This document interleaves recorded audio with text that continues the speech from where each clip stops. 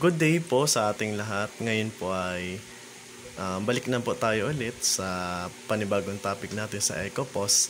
Ang topic po natin is all about sa paano gumawa ng account ng kahera at ng manager. Ano po? So, login na po tayo sa ating EcoPos. Yan. Login.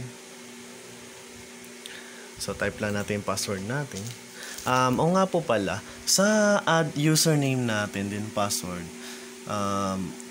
admin, tapos 123123 po talaga yung password namin. Pero pwede nyo rin po ito baguhin. Sa topic natin na to, tuturo ko rin kung paano mabago yung password po ni admin. Yan, ni admin para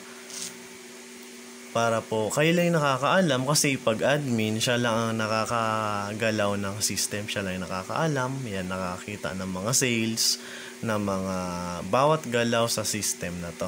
So, yun, login na tayo. Yan. So, ito na po ulit ang bubungad sa atin, ang place order. Then, punta lang po tayo sa more. More po. Yan, sa more. Then, sa settings. Yan. Then, punta po tayo sa staff. Yan, sa staff. Then, so ito na po ang bubungad sa atin. So, ayan, may mapapansin po tayo dito. Ito pong tinuturo ng araw natin is admin. Yan, light pink. Yan, light pink or light violet po. Yan.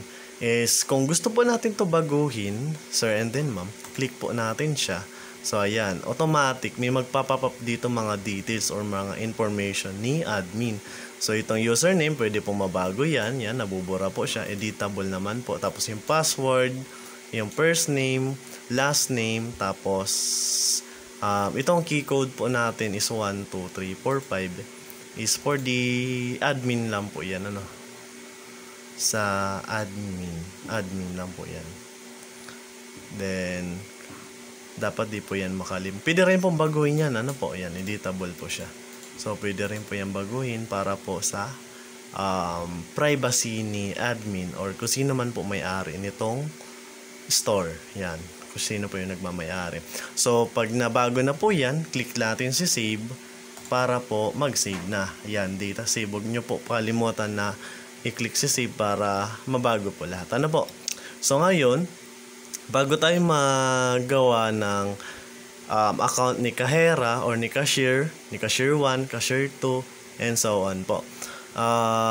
Punta po tayo dito sa, ito po, dito. Yan, ito po, nakikita natin is staff type.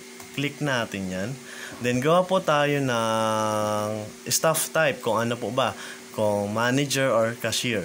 So, kung may manager po kayo,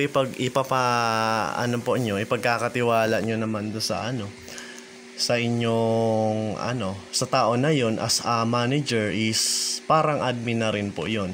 May account siya na kaya niya rin po makita lahat about sa mga sales nyo rin sa bawat paggalaw ng ng POS nyo po or sa mga bintahan, sa ganun kaya niya rin po mabago or mag-edit po. Okay, for example, manager, gawa po tayong account. So caps lock na lang po natin para mas maganda po tingnan. Manager. Okay, manager. Yan, manager. So, kung si manager, bibigyan nyo access lahat po nito. Syempre, manager po siya pag wala yung pinakamayari. So, check lang po natin to lahat. Ano po? Okay po, check natin. Check po natin yung box na maliit. Yung mga boxes. Yan. Yan, sa order, home, payment, more, then, yan. Pag na-checka na po lahat natin is click lang po natin si save. Yan, save. So, ayun po. May data save na nakalagay. So, may nagpop up na rin po ditong staff type si manager. So, gawa rin po tayo ulit ng staff type na si cashier. So, pwede pong Tagalog Apo. Cashier. Yan, cashier.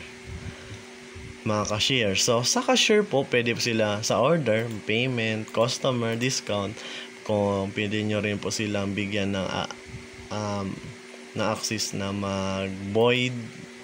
Pwede po, void transaction, cancel transaction, refund, keep, return, redeem. Pwede po yan. Switch cashier, pwede po, kailangan po yan. Sa more, pwede rin po. Payment method, gift certificate, kahit hindi na rin po to. Huwag na po natin checkan. Then sa more, pinakamahalaga po dito para kay kahera lang is close store. Ano po? Sa close store lang. Hindi po pwede sila hindi pwede natin bigyan access ng e-journal. So, close store lang po. At sa itong mga to, bawal po to sa kanila. Pang manager at admin lang po to. Sa settings, pwede rin po kasi baka pwede sila magbago. So, kahit di na po natin kasi sa setting, mahirapan po. Ano po? Sa customer membership, kahit wag na po yan. So, yan lang po yung may mga check sa kahera. Or depende po sa inyo kung ano po ang rule nyo or ano po yung gusto nyong kayo na may masusunod po kung ano po yung gusto nyong ibigay dun sa kahera. So, save lang po natin katulad natin sa manager.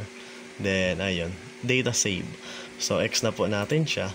Ngayon po, gawa na tayo ng account ni manager. Yan. Add new. Then, punta tayo sa username. For example, nito, username niya is manager.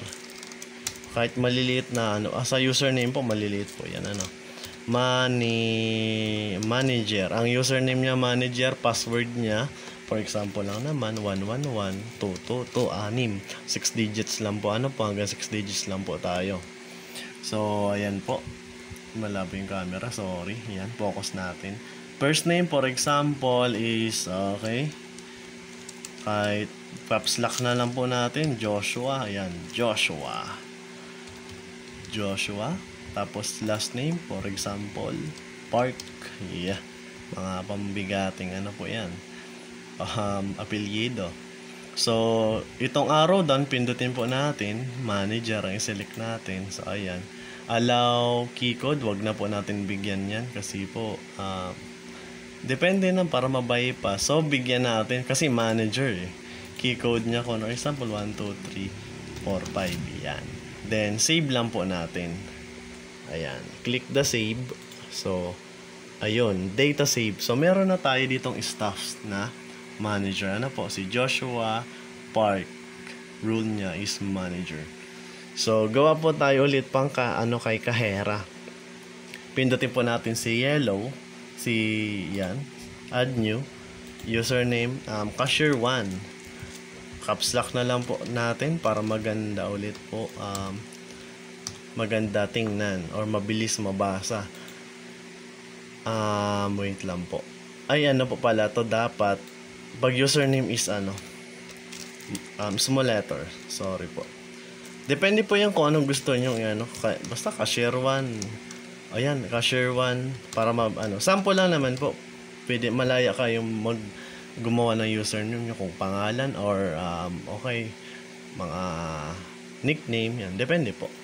Password nyo kunwari is 777888. Yan. So, first name niya, for example, is John. Okay, sorry. Yan. Ay, sorry. John. Okay, John. Okay, John. John Park. Hilig natin sa park, kasi, kung mga yan Basta yan. Yan na po. So, staff type niya is cashier. Yan. Select lang po natin. So, sa allow key code, hindi siya. Huwag niyo nabigyan access dito kasi manager and admin lang po yan. Then, save lang po natin. Click sa save. So, ayun. So, meron na po tayong mga account. So, editable naman po to. Katulad kanina yan. Pwede po natin baguhin rin. Then, ito naman po. Pwede rin baguhin. Editable po siya. Click lang po natin. So, yun lang naman po sir and then ma'am for the kung paano po gumawa ng account ng kahera, ng mga staff natin. Yan, manager, cashier, mga kahera yan. So, yun lang naman po. Thank you for listening. God bless po. Yan, back na po natin. Thank you po.